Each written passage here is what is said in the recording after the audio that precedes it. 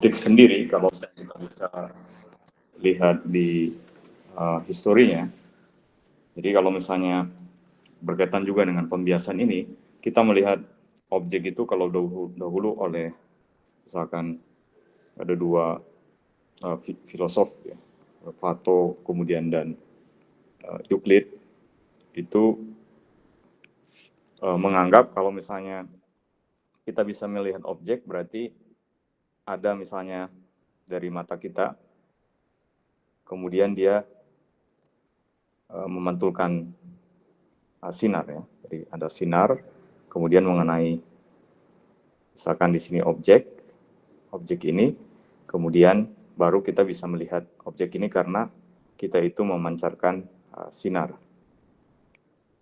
Padahal yang sebenarnya terjadi, ada objek, misalnya di sini objek, yang terjadi adalah ada sinar, kemudian di sini misalkan mata kita, kemudian di sini ada sinar datang ke sini, kemudian sinar ini dia kita tangkap.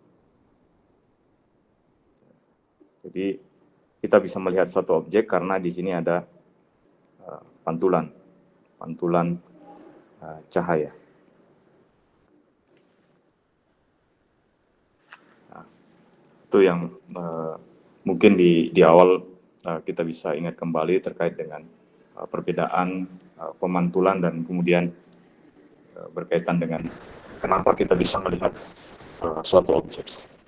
Nah, sekarang kita masuk, kita mulai ya pembahasan mungkin di pekan ini agak cukup banyak kejadian ini. Jadi kalau misalnya di buku Cardinal ini masuk dalam dua bab ini masuk dalam dua bab. Jadi bab yang pertama terkait dengan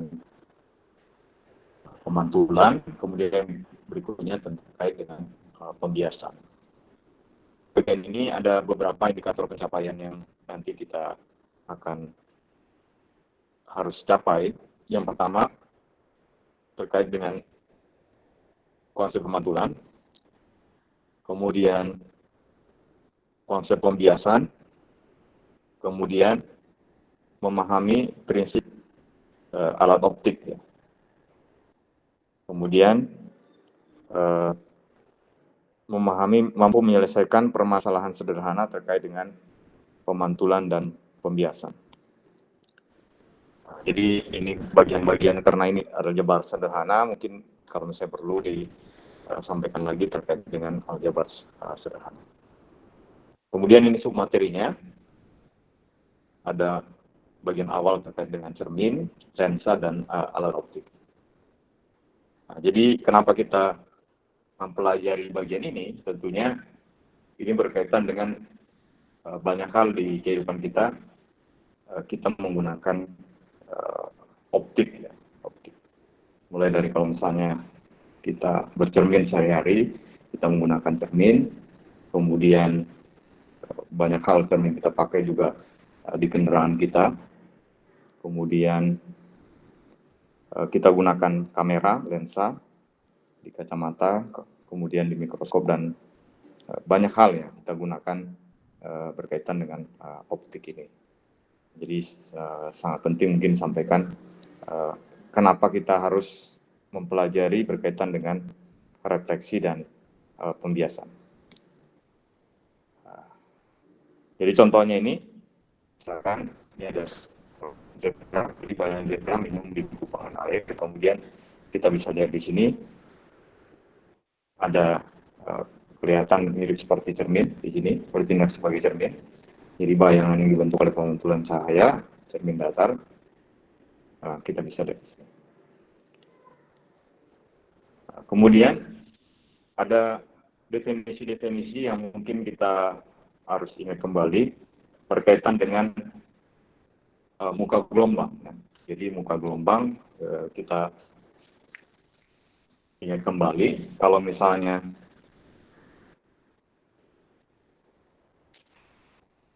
ada benda di sini, misalkan memantulkan cahaya di sini, di bagian ini. Kemudian dia berbentuk, sinarnya ini berbentuk arah radial ya, sinarnya ini arah radial, sinarnya dia seperti halnya mengemisikan, menggetarkan gelombang cahaya, kemudian cahayanya ini bisa bergerak lurus seperti ini. Jadi kita dapatkan muka gelombangnya ini berupa, kalau kita bisa lihat di sini, seperti halnya permukaan bola. Jadi kalau misalnya kita lihat di sini, kita cuplik di sini, ini permukaan bolanya. Jadi sinarnya itu menembus permukaan bola ini, ya, permukaan bola ini. Nah, itu muka gelombang kalau dia berbentuk bola di sini. Bola. Jadi maksudnya ini permukaannya full setting ya, bergetar ya, seperti halnya berosilasi muka gelombangnya. Kemudian di sini dia, kalau misalnya dia bidangnya berupa bidang datar, ini muka gelombangnya kita bisa anggap dia datar di sini. Nah, ini seperti ini kira-kira kita lihat istilah ini sebagai muka gelombang. Jadi sinar cahaya di sini kita bisa anggap dia bergerak lurus ya, nah, seperti ini.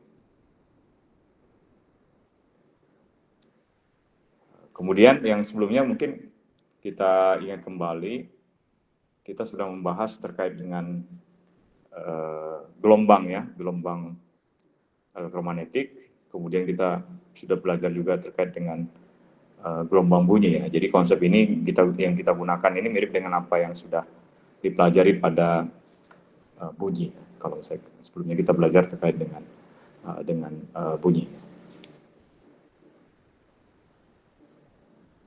Kemudian yang berikutnya ada sifat-sifat terkait dengan pembiasan. Sifat-sifat berkaitan dengan pembiasan. Jadi kalau misalnya ada sinar misalnya, dia datang, kemudian dia akan dipantulkan. Kalau misalnya di cermin ini ya, kita anggap dia ini permukaannya sangat halus ya, sangat halus, maka kita bisa dapatkan dia ada sinar datang, kemudian ini garis normal yang tegak lurus dengan bidang ini, kemudian ini sinarnya yang dipantulkan. Jadi hubungan antara sinar datang ini sudutnya dengan sinar pantul, kita lihat sudutnya, itu kita tahu bersama itu sebagai hukum Snellius ya. Hukum Snellius mengatakan bahwa sudut datang ya sama dengan sudut pantulnya. Ya. Itu berlaku tapi untuk yang dinamakan dengan specular reflection atau misalnya untuk permukaan yang halus di sini. Jadi kalau misalnya kita lihat di sini, sinar-sinar datangnya di sini sejajar semuanya, kemudian sinar-sinar pantulnya juga sejajar seluruhnya. Ya. Tapi kalau misalnya permukaannya tidak rata, atau kita namakan dengan diffuse ya, diffuse reflection, maka kita bisa nyatakan sinar-sinar yang datang sejajar itu ternyata dia tidak dipantulkan sejajar ya. Jadi kita bisa lihat dia tidak dipantulkan sejajar untuk untuk permukaan yang tidak rata.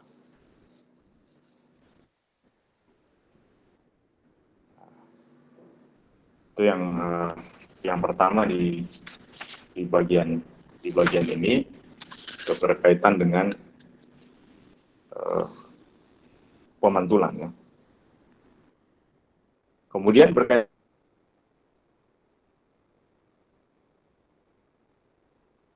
dengan pemantulan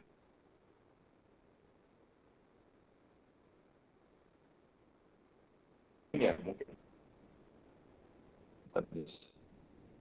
kita itu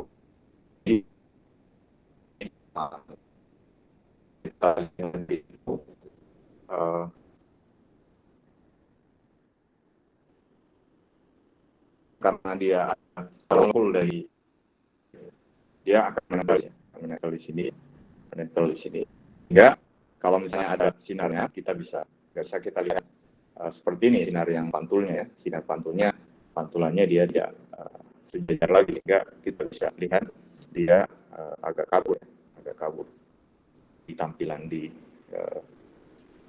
cerminnya ya. Caranya kalau kita lap tentunya tidak memberikan efek apa-apa.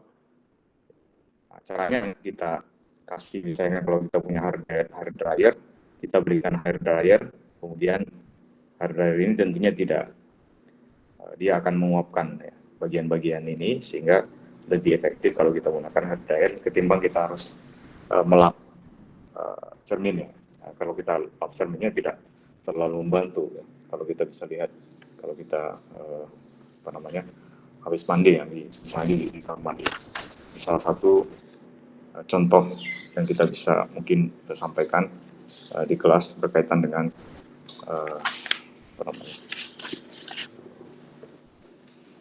pemantulan yang tidak sempurna lagi seperti ini, tidak baik seperti ini, yang tidak homogen lagi di sini. Kalau ini dia sejajar, kalau ini enggak sejajar. Kemudian yang berikutnya berkaitan dengan cermin datar ya. Jadi kalau misalkan di sini salah satu contohnya cermin datar itu, kita bisa lihat sifat-sifatnya yang kita bisa lihat. Jadi cermin adalah sebuah benda yang pada permukaan sangat halus, mengkilap sehingga dapat memantulkan. Jadi kalau kita bisa lihat di cermin itu kan kita coating ya. Jadi kan di coating di sini gelas ya, gelas. Jadi kita atau kaca ya, atau kaca. Kemudian coating ya. Jadi kalau misalnya kita ingat kembali, jadi kalau ada cermin, kemudian kita coating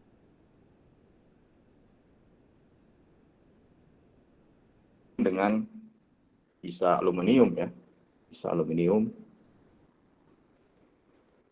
Jadi kita coating, ini bisa dia berupa sini aluminium, kemudian bisa juga mungkin silver ya, silver. Kemudian bisa juga berupa emas ya.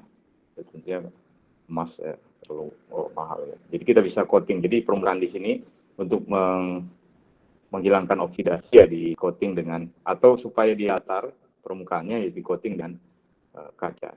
Itu secara umum cermin. Jadi kemudian kalau kita bisa lihat di cermin itu, dia permukaannya misalkan ada objek di sini, kemudian sinarnya datang ke sini, kemudian yang diterima oleh mata kita seperti ini ya. Jadi kita lihat di sini seolah-olah sinarnya ini datang dari balik ini, dari balik layar ini ya, dari balik cermin ini. Nah, ini makanya tandanya dash line di sini, garis putus. Berarti kita bisa lihat bayangannya ya, kalau misalnya kita lihat di sini bayangannya di sini, kemudian dia dipantulkan di mata kita. Kemudian kalau misalnya yang bagian ini, sehingga kita bisa lihat objeknya. Jadi objeknya ini berasal dari pantulan-pantulan cahaya misalkan dari sini. Sehingga kita bisa lihat di sini objeknya ini seperti dash line di sini, seolah-olah dia datang dari balik cermin ini, sehingga kita sebutkan sebagai bayangannya itu dia bayangan yang virtual ya, yang tidak nyata ya. Jadi kalau misalnya di cermin ya, kalau misalnya yang bagian kanan kita sini ya merupakan ya bagian kiri ya. Kemudian apalagi definisi yang lain, kesimpulan yang lain kita lihat dari cermin datar, berarti dia tegak, kemudian ukurannya sama antara objeknya dengan bayangannya, kemudian jarak bayangan ke layar sama dengan jarak benda ke layar itu sama dengan, atau cermin sama dengan jarak bayangan ke cermin. Jadi seperti itu sifat dari cermin datar. Kemudian bayangan, jadi cermin ini kalau misalnya kita aplikasikan ya banyak hal ya, salah satunya banyak digunakan misalnya kalau misalnya kita ingin mendapatkan objek yang arusnya seperti yang tadi, tapi kalau yang biasa kan objeknya itu yang kanan jadi kiri jadi kanan ya. Jadi kita perlu dua dua cermin yang saling tegak lurus, sehingga nanti kita bisa dapatkan sinar yang datang ya, misalkan seperti ini ya. Misalkan sinar yang datang di sini misalnya 45, kemudian sinar yang dipantulkan di sini 45, kemudian sinar yang dipantulkan kembali di sini 45. Jadi kalau misalnya kita ini 45 derajat, ini 45, ini 45, ini 45. Jadi kalau ingin dapatkan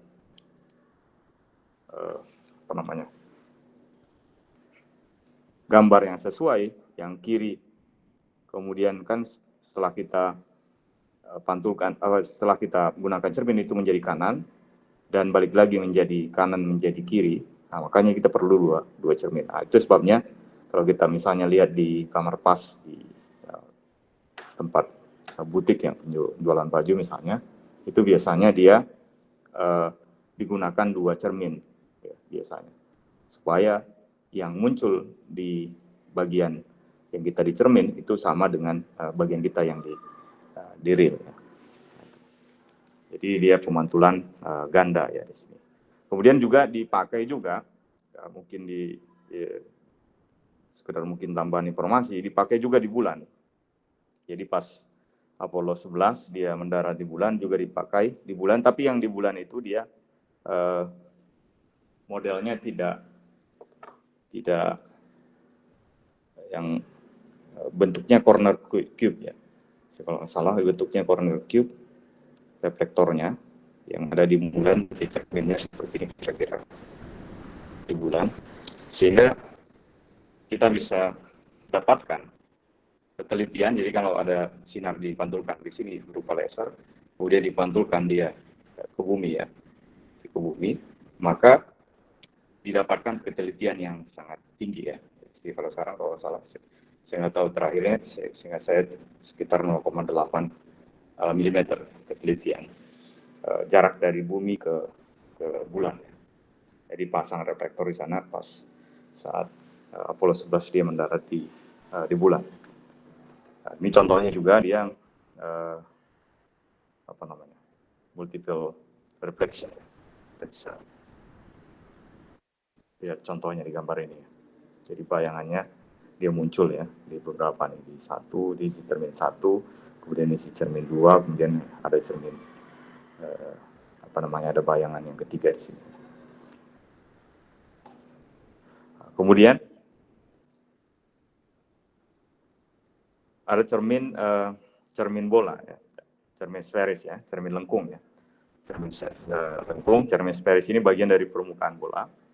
Hukum refleksi tentunya untuk pemantulan itu berlaku seperti halnya cermin datar.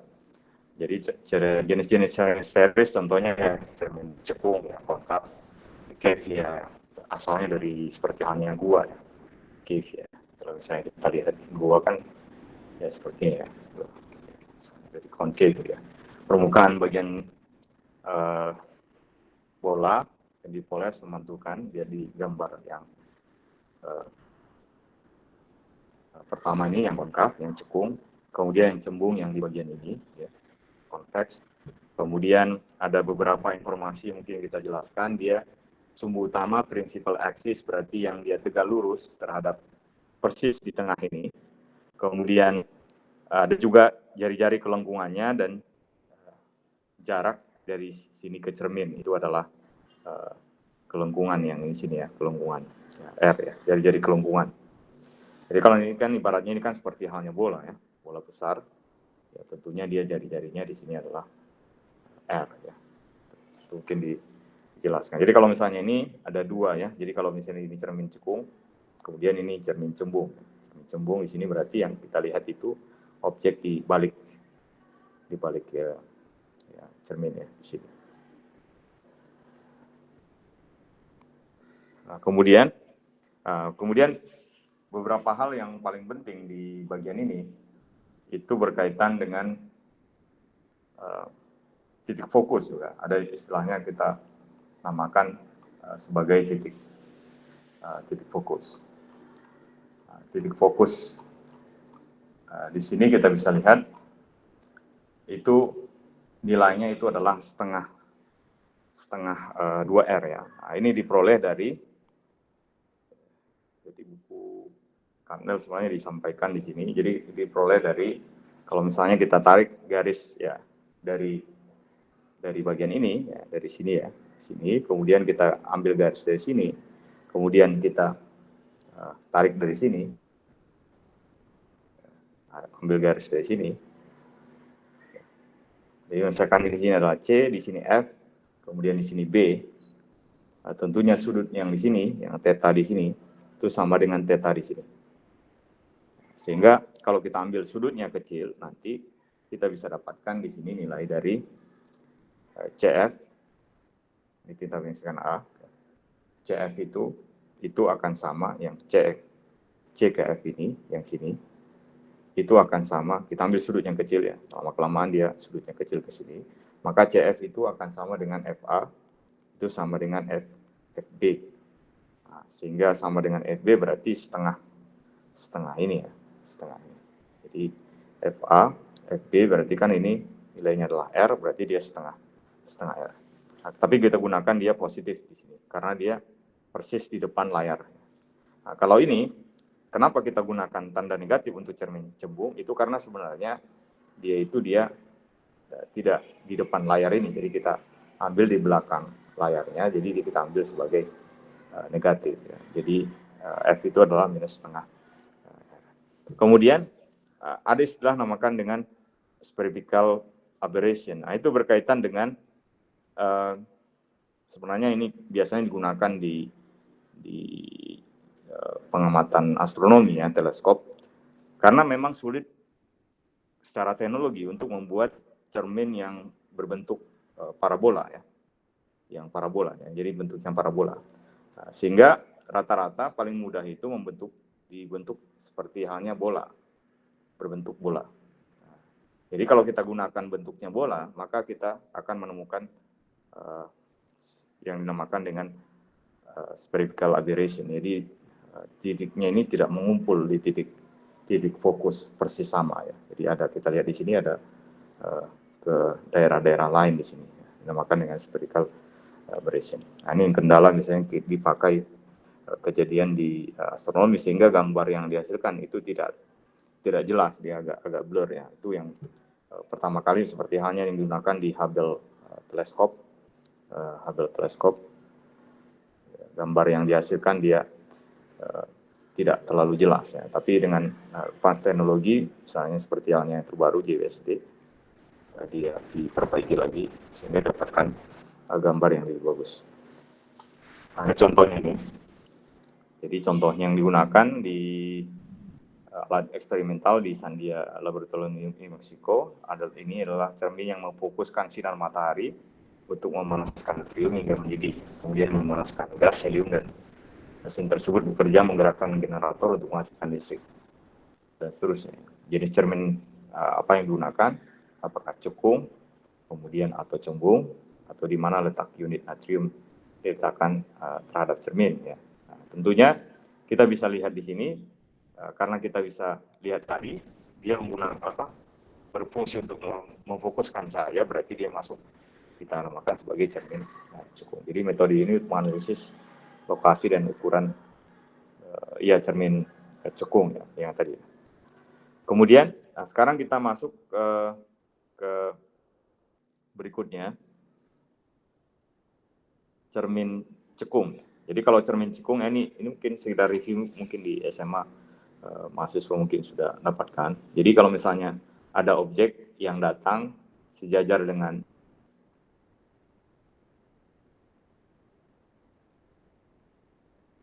titik sumbu utama ini ya, maka dia akan dipantulkan melalui titik fokus. Kemudian sinar yang datang ke titik fokus akan dipantulkan sejajar sumbu utama, crystal axis ya. Kemudian sinar yang datang dari titik fokus yang melalui titik fokus, maka akan dipantulkan kembali melalui titik fokus.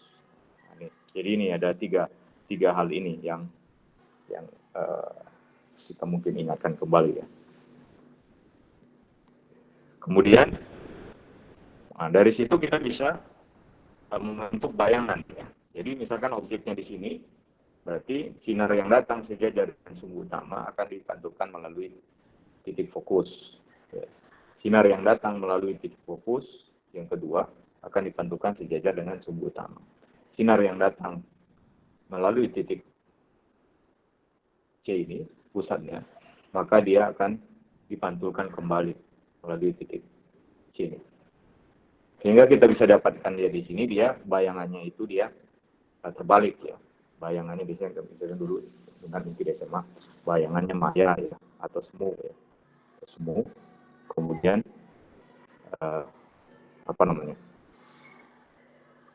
terbalik ya. Kemudian dan nyata ini misalkan berarti dia berada di depan layar, ya, di depan cermin. Kemudian ini kalau di bagian ini ya, ini kalau misalnya objeknya seperti ini ya, kalau yang tadi kan objeknya di sini ya. Kalau objeknya di sini sebaliknya, maka dia objek yang kita lihat yang ini terbalik, maka kita lihat dia tegak di sini. Dan seterusnya. Nah, itu contohnya. Sehingga kalau misalnya orang pakai make up, ya tentunya dia pakai cermin yang atau di cermin ya, cermin di rumah dia harus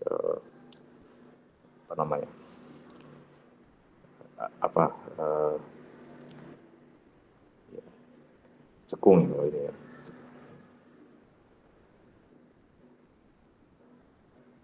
Nah, kemudian yang berikutnya cermin cembung ya. Nah, cermin cembung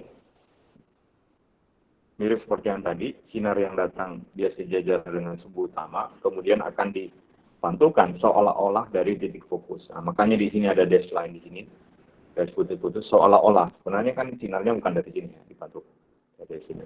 Kemudian sinar yang datang nomor 2 ini sinar yang datang seolah-olah dari titik fokus, kemudian dipantulkan sejajar sumbu utama. Dan kemudian yang terakhir, sinar yang datang melalui titik center ini akan dipantulkan kembali dari titik center. Sehingga ada bayangannya di sini kita bisa lihat dia tegak, tapi dia virtual atau maya.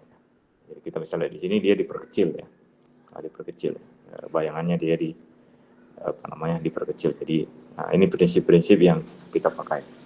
Contohnya ya, akan di lem mobil lem motor ya. Jadi kita bisa lihat dia dilapisi dengan bahan kromium ya, untuk cermin cembung. Jadi kita bisa untuk melihat objek-objek yang jauh. Kemudian kita bisa juga lihat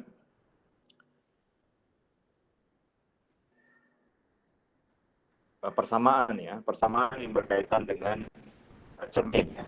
Jadi kita bisa ingat kembali, kalau di sini kan berarti kan sudut yang masuk di sini kan sama dengan sudut yang di insiden di sini, ada sudut yang pantul di sini sama.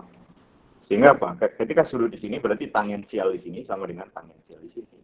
Sehingga kalau misalnya kita lihat berarti kan tangen theta I itu kan sama dengan tangen theta F. Nah, sehingga berarti tangen ini berarti H0.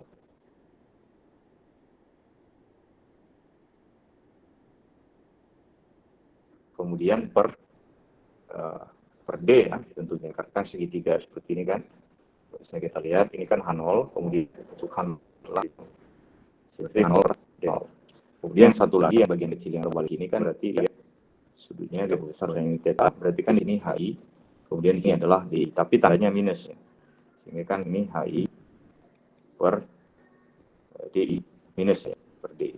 Nah, sehingga kita dapatkan, berarti dari sini kita bisa dapatkan 0 per HI sama dengan minus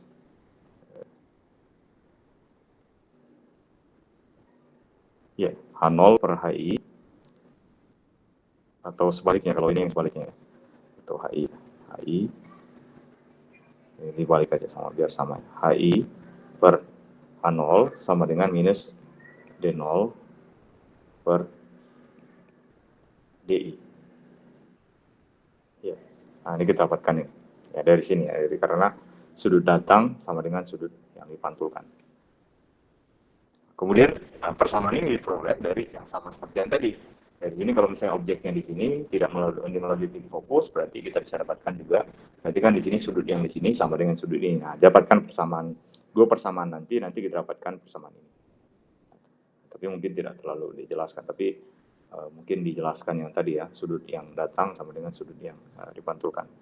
Sehingga untuk perbesarannya tentunya berapa bayangannya, kemudian per objek awalnya ya. Berapa perbesarannya. Kalau sama berarti dia perbesarannya 1. Kalau misalnya ini lebih rendah berarti seperti yang tadi, berarti HI-nya lebih rendah dibandingkan 0. Itu. Nah, kemudian ini sebenarnya berkaitan dengan konvensinya ya. Konvensi yang digunakan kalau misalnya dia positif berarti untuk cermin cekung, negatif untuk cermin cembung, kemudian jaraknya positif berada di depan cermin dan seterusnya. Jadi kita bisa lihat pembesarannya positif kalau bayangannya tegak, ya konvensi aja. Negatif kalau bayangannya terbalik. Nah, ini contohnya, ini dijelaskan ya contohnya ini.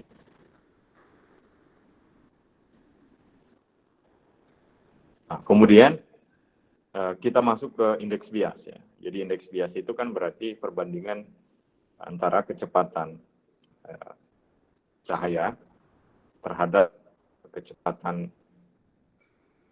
cahaya dalam material.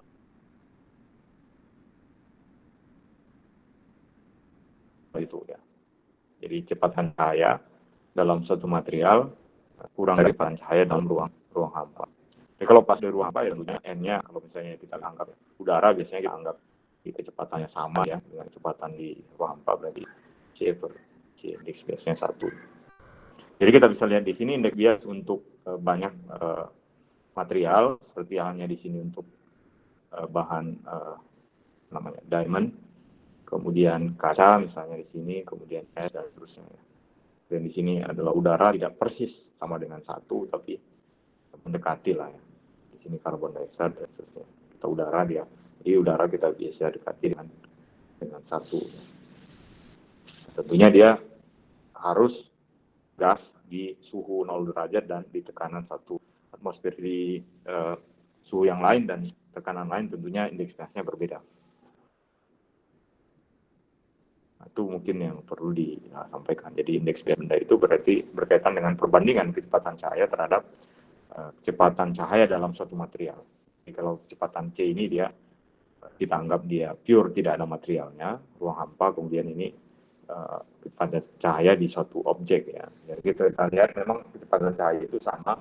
Kalau misalnya kita ingat kembali di hukum relativitas, kecepatan cahaya tidak bergantung pada pengamat. Tapi yang kecepatan cahaya itu sama, dia cepat merupakan tetapan 3 kali pangkat 8, tapi itu berlaku untuk kondisi ruang hampa, tidak ada penghambat sama sekali. Nah, tentunya kalau misalnya ada menghambat material di dalamnya, tentunya dia berbeda kecepatannya, tergantung dengan kondisi material. Nah, sekarang kita masuk ke hukum pembiasan. Hukum pembiasan cahaya ada beberapa hal sebenarnya di sini. Jadi pembiasan cahaya, jadi perambatan arah lambat cahaya ketika melintasi batas 2 material dengan indeks bias berbeda. Ini yang perlu diingat. Jadi indeks biasnya berbeda. Jadi tinggal di sini ada 2, misalkan di sini adalah air, di sini adalah udara. Bahasanya air ya. Kita bisa lihat di sini. Jadi kita bisa lihat di sini hukum Snellius atau hukum pembiasan, maka antara sudut datang dengan sudut bias melintasi batas medium itu dia dinyatakan seperti ini. Jadi perbandingan indeks biasnya N1 dengan N2 itu sama saja dengan sudut yang dibiaskan dengan sudut yang datang. Kan ini sudut datang. Dan ini sudut yang dipantulkan di sini dan ini sudut yang dibiaskan. Ini berlaku seperti ini. Jadi perbandingan ininya sama. Di N1 indeks bias yang pertama, kemudian terhadap N2 itu sama saja dengan sinus theta 2 per sinus theta 1. Nah, jika cahaya bergerak dari indeks bias yang kecil ke yang besar, misalnya udara ke air, sinar bias itu mendekati garis normal. Ya, jadi ini dekat dengan garis normal ini. Kan ini garis lurus ini, lebih dekat ke garis normal. Kemudian cahaya bergerak dari indeks bias besar ke yang ini besar ya, besar ini, kemudian ke yang ke yang indeks biasnya kecil, misalnya air ke udara, maka sinar biasanya itu menjauhi garis normal ya. Jadi ini kalau ini garis lurusnya harusnya, maka dia menjauhi ke sini garis normal. Kemudian kedalaman sumunya atau apparent depth-nya, di mana objek di bawah air terlihat lebih dangkal daripada yang sebenarnya. Jadi kalau misalnya nih contohnya, jadi kalau misalnya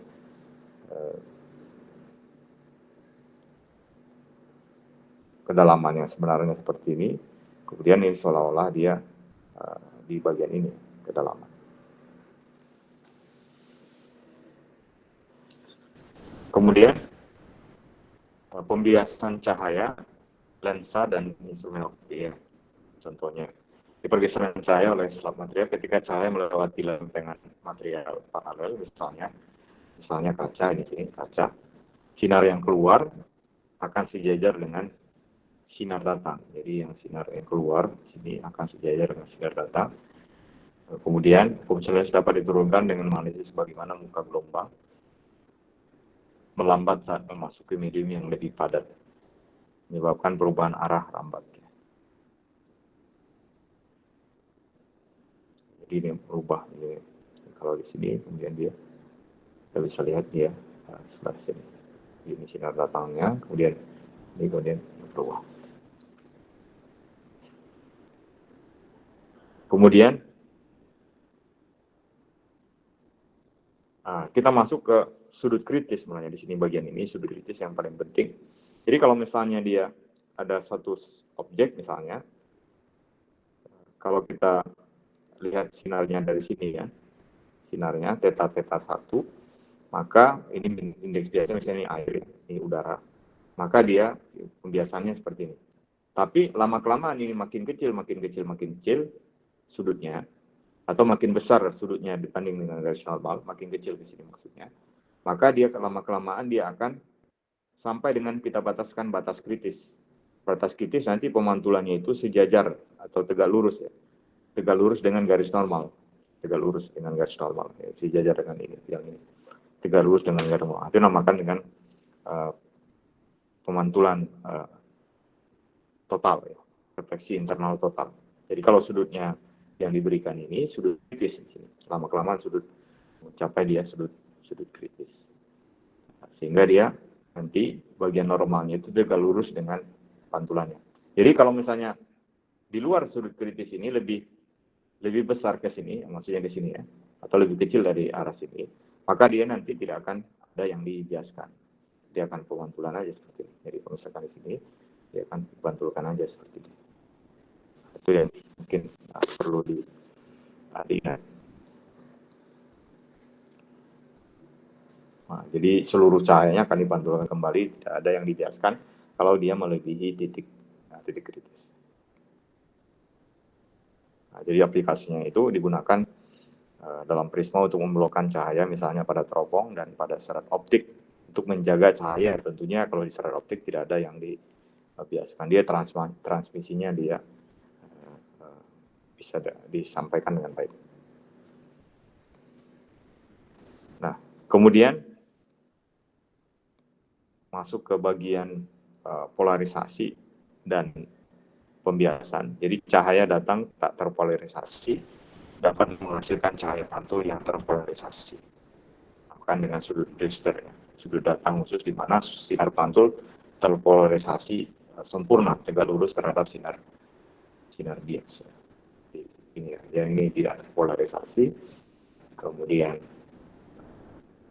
terakhir ya, setelah itu dia partial polarization reflected light, kemudian dia dipantulkan di sini dia jadi terpolarisasi. Jadi kita bisa lihat di sini sudut Brewsternya ini berkaitan dengan indeks bias yang kedua ini terhadap yang pertama. Jadi kita bisa dapatkan sudut Brewsternya. Kemudian masuk ke bagian dispersi. Jadi dispersi jadi fenomena di mana cahaya dengan panjang gelombang warna berbeda dibiasakan dengan jumlah yang berbeda saat melewati medium tertentu. Jadi indeks biasnya itu berubah. Suatu material bergantung pada panjang gelombang cahayanya. Nah, jadi misalnya cahaya violet, lambdanya tentunya dia pendek, dia memiliki, atau panjang gelombangnya dia rendah, dia memiliki indeks bias lebih besar, sehingga membelok paling jauh. Jadi kalau misalnya di sini ya, membelok paling jauh di sini. Dia indeks bias panjang gelombangnya dia paling pendek. Kemudian cahaya merah dia memiliki indeks bias lebih kecil, tentunya dia membeloknya paling sedikit di sini. Karena garis normal, kemudian dia ada garis normal cahaya, kemudian dibiaskan, kemudian dia biaskan. Dia bergantung terhadap panjang gelombangnya. Nah, itu berkaitan dengan apa yang biasa. Sehingga kalau misalnya kita masuk di prisma, dia terbagi dia spektrum cahayanya, jadi biasa berbeda.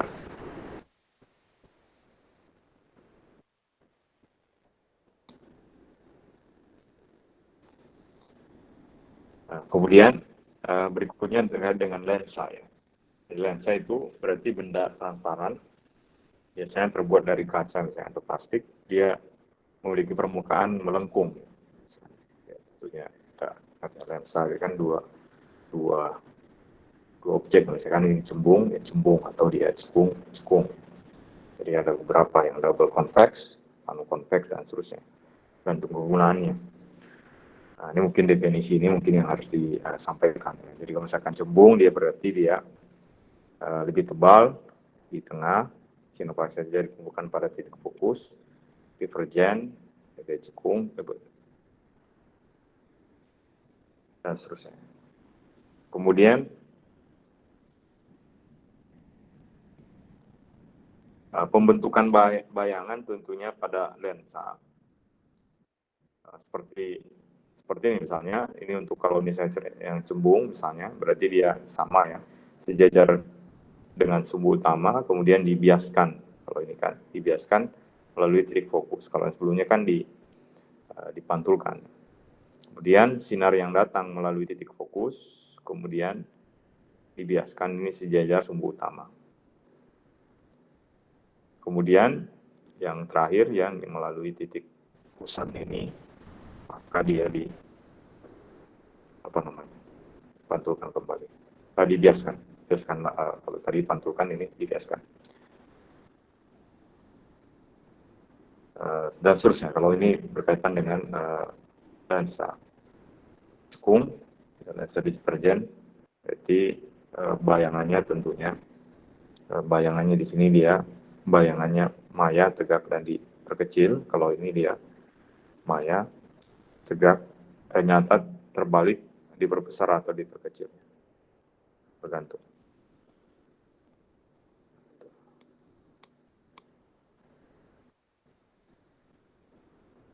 Ini lebih detailnya ya. Jadi masuk sejajar sumbu utama dijelaskan, dan ini saya jelaskan tadi.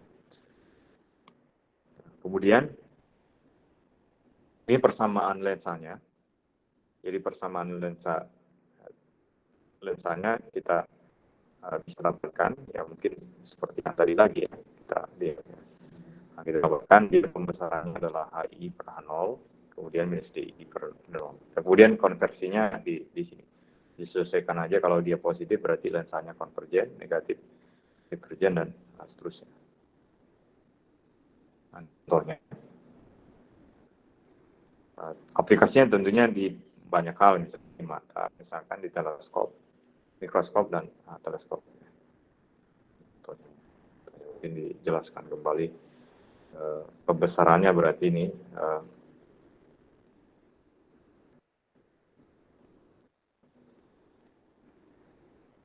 kita bisa lihat di sini. Jadi lensa kombinasi bayangan yang dihasilkan oleh lensa pertama bertindak sebagai objek untuk lensa berikutnya.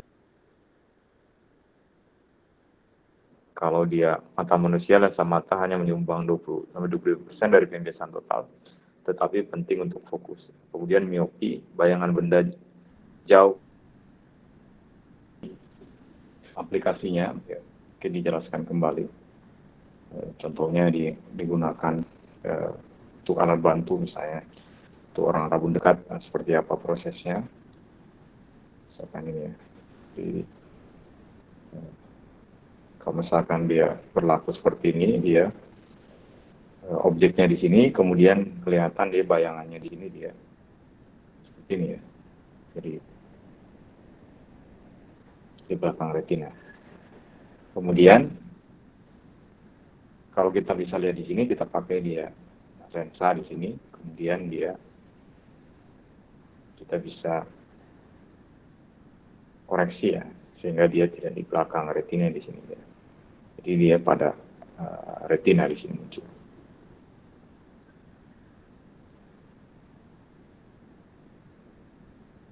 Sehingga kita bisa lihat di sini bayangan. Contohnya ya, contoh aplikasinya. Juga misalkan pada astronomi ya, misalkan jarak objek ya, misalnya. Jadi yang lanjutannya berkaitan dengan ini sudah selesai. Jadi bagian slide-nya sudah selesai. Jadi ini kesimpulannya. Jadi kalau misalnya dia cermin cembung, berarti kita bisa lihat beberapa definisinya di sini. Kalau dia cermin cekung, berarti kita bisa lihat dia bayangan titik fokusnya ya di depan cermin.